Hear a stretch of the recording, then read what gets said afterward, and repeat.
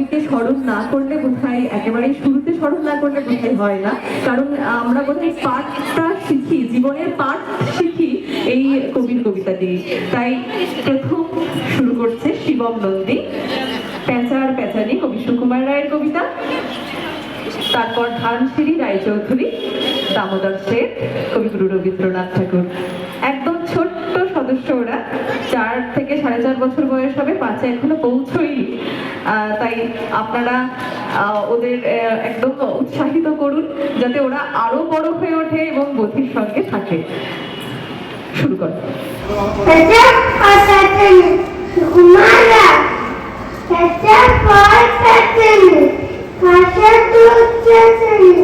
শুনে শুনে আনমন নাচে মোর প্রাণ